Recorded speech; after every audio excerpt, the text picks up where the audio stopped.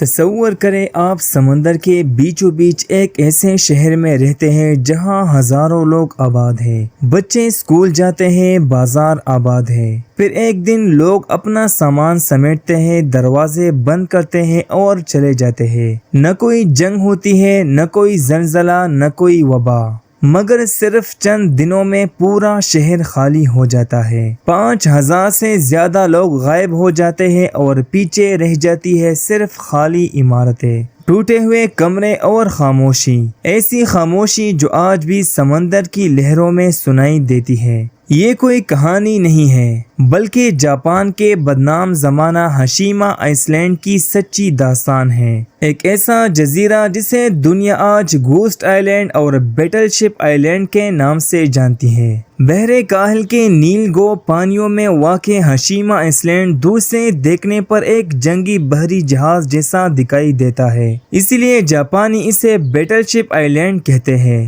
پتھروں اور کنکریٹ سے گھرا یہ جزیرہ آج بھی سمندر کے درمیان ایک خاموش قلعے کی طرح کھڑا ہے۔ لیکن سوال یہ ہے کہ آخر یہ جگہ دنیا بھر میں اتنی مشہور کیوں ہے؟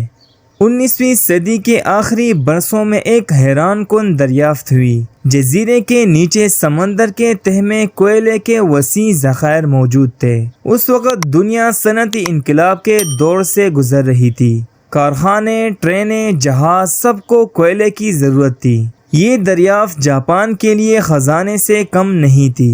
1890 میں مشہور جاپانی کمپنی میٹسو بشی نے یہ جزیرہ خرید لیا تھا، اور پھر شروع ہوا ایک ایسا منصوبہ جس نے چند سالوں میں اس سنسان چٹان کو ایک جدید شہر میں تبدیل کر دیا۔ جزیرے پر عمارتیں بننے لگی، رہائشی بلاکس، اسکول، ہسپتال، مارکیٹیں، سوئمنگ پول، یہاں تک کہ عبادت گاہیں بھی، یعنی ہر سہولت یہاں پر موجود تھی۔ لوگوں کو یوں محسوس ہوتا تھا جیسے وہ سمندر کے بیچوں بیچ کسی جدید شہر میں رہ رہے ہو۔ 1916 میں یہاں ایک ایسا کارنامہ انجام دیا گیا جس نے ایک تاریخ بنا دی۔ جاپان کی پہلی بڑی رین فورسڈ کنکریٹ بلڈنگ تعمیر کی گئی، 7 منزلہ عمارت جسے بلاک 30 کہا جاتا تھا۔ یہ اس دور کی جدید ترین عمارتوں میں شمار ہوتی تھی، اور حیرت انگیز بات یہ ہے کہ ایک صدی گزرنے کے بعد بھی اس کا ڈھانچہ آج بھی موجود ہے۔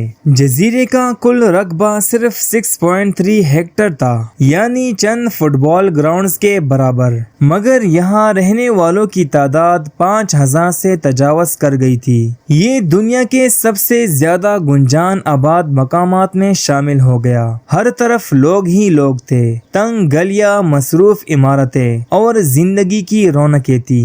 لیکن ہر چمکتی چیز سونا نہیں ہوتی۔ ہاشیما آئی لینڈ کے عروج کے پیچھے ایک تاریخ بھی چھپی ہوئی ہے۔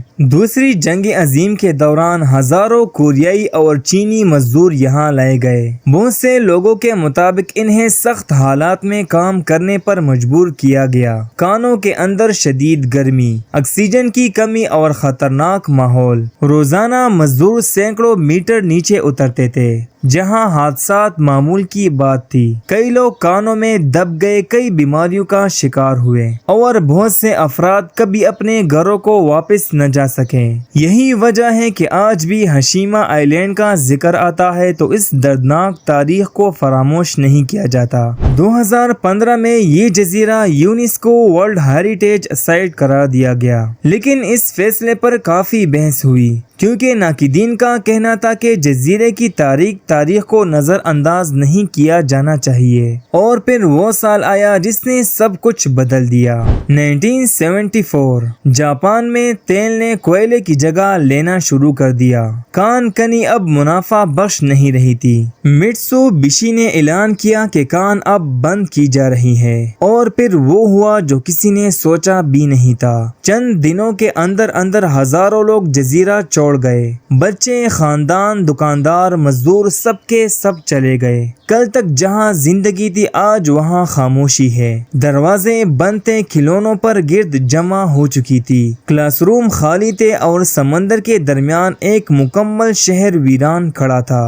آج جب تیز ہوائیں ان عمارتوں کے درمیان سے گزرتی ہیں تو ایسا لگتا ہے جیسے ماضی سرگوشیاں کر رہا ہے۔ خالی کھڑکیاں، زنگ آلود راہداریاں، یہ سب مل کر ایک خوفناک منظر بناتے ہیں۔ اگرچہ سیاح آج یہاں جا سکتے ہیں لیکن جزیرے کا بڑا حصہ اب بھی بند ہے کیونکہ کئی عمارتیں کسی بھی وقت گر سکتی ہیں۔ اس کے باوجود بھی ہر سال ہزاروں لوگ یہاں آتے جاتے ہیں۔ کبھی یہ جزیرہ دنیا کے مصروف ترین شہروں میں شمار ہوتا تھا۔ یہاں بچوں کی ہنسی گونجتی تھی، کارخانے چلتے تھے اور زندگی ہر طرف موجود تھی، مگر آج صرف ہوا ہے، سمندر ہے اور ماضی کی یادیں ہیں۔ ہشیما آئی لینڈ انسانوں کی ترقی اور تباہی دونوں کی ایک ساتھ زندہ یادگار ہے۔ یہ ہمیں یاد دلاتا ہے کہ دنیا کی سب سے طاقتور بستیاں بھی ایک دن خاموش ہو سکتی ہے، اور شاید اسی لیے یہ جزیرہ آج بھی دنیا کے سب سے پراسرار اور خوفناک مقامات میں شمار ہوتا ہے۔ اگر آپ کو ہشیما آئی لینڈ کی یہ حیران کن داستان پسند آئی تو ویڈیو کو لائک کریں،